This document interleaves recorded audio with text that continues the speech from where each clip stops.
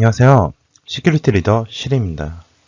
이번 시간에는 좀 어려운 내용을 얘기하려고 합니다. 법률 체계 및 개인정보 법률 체계인데요. 이런 보안을 하게 되는 저희가 가장 큰 원인이 뭘까요? 보안을 하는 원인. 당연히 법률일 겁니다. 법률에서 그렇게 하라고 했는데 기업에서 지키려고 하다 보니까 그럼 어떻게 해야 되지? 보안 전문가들을 구성해서 팀을 꾸려서 운영을 해야 되겠다 라고 판단하게 되고, 그래서 보안이 의무화가 되고 사람들이 이제 보안을 알게 되었죠. 그렇지 않고 만약 법률에서 하지 않는다면 이걸 다 지키는 기업들은 그렇게 많지 않게 될 것입니다. 그러면 이러한 보안을 저희가 하게 되는 원인이자 결과인 법률 체계에 대해서 알아보도록 하겠습니다. 법률이란 개인정보뿐만이 아니라 여러 가지 내용들이 많겠지만, 국회에서 저희가 기본적 법률에 대해서 알아보면 법률은 국회에서 법률형 형식으로 제정한 규범을 말합니다.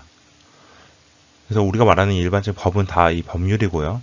법의 체계에서 단순하게 법률말을 말하지 않고요.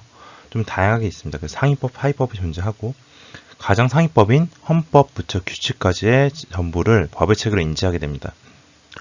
그럼 어떤 게 있을까요? 헌법, 국민에 대해서 의견에 따라 만든 케이스죠. 대한민국 헌법 제1조 1항, 모든 국민 행복할 그런 내용이 다 있겠고요. 그다음에 법률이 있겠죠. 개인정보보호법 같은 내용도 있고, 국회가 만듭니다. 명령이 있죠. 행정부가 만들게 되고, 조례가 있습니다. 지방의회가 만들고요. 그 외에 규칙이 있겠습니다. 단체들이 만드는 법입니다. 그래서 상위법을 당연히 우선시하는 부분들이 존재할 것입니다. 그래서 이 내용에 대해서 좀 더 알아보겠습니다. 개인정보 법률책입니다. 기본적인 저희가 알아봤던 이 5가지가 있겠죠. 이거를 개인정보와 매핑시켜서 알아보도록 하겠습니다. 헌법이 있겠고요. 국민의 기본권을 보장하기 위한 만들어진 최고법입니다. 이 헌법 다른 헌법이 아니고요. 기본적으로 저희가 알고 있는 모든 법 위에 있는 헌법입니다. 그래서 최고의 법인 헌법이 존재하고, 그 위에 밑에 있는 법률이 존재합니다. 개인정보보호법이 존재할 거고요. 이 개인정보보호법은 국회에서 법률한 형식으로 제정한 규범입니다. 특히 개인정보에 맞춰서 얘기했겠죠. 명령입니다. 행정인법에 대해서 명령을 만들어낸 것으로 시행령이죠. 시행령을 만들어낸 케이스가 개인정보보호법에 포함되겠습니다. 개인정보보호 조례도 있습니다. 이런 부분은 지방자치단체, 도청, 교육청 등이 조례를 만든 부분도 있을 거고요. 규칙도 있습니다. 헌법 법률을 근거해서 성무법 형태로 이제 만들어진 규칙이죠. 시행규칙. 예. 법률에는 기본적인 3가지 규칙이 있습니다. 너무 어려운 법률인데 저희가 보완을 하면서 기본적인 이 내용은 알고 계셔야지 법률 해석이 됩니다. 상위법 우선의 원칙입니다. 한 항목에 대해서 상위법과 하위법이 중복 시에는 상위법이 우선돼서 적용됩니다. 우선된다는 말 무엇인지 아시죠? 헌법과 개인정보법이 충돌이 일어났어요. 그럼 어떤 걸 선택을 해야 되냐?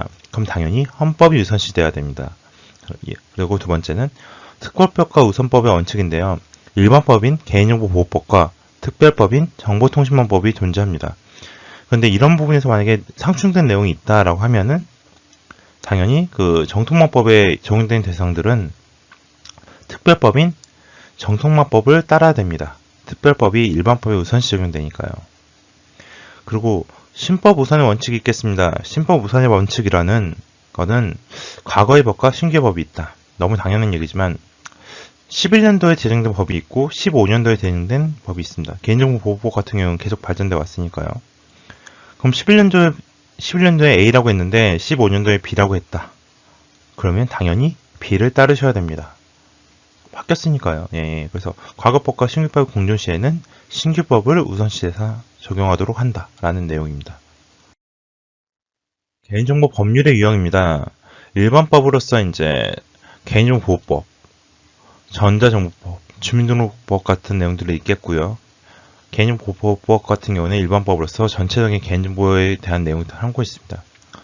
대국민 서비스를 얘기하는 전자정보법, 그리고 개인식별을 위한 저희 주민등록 번호로 얘기하고 있는 주민등록법도 존재할 거고요.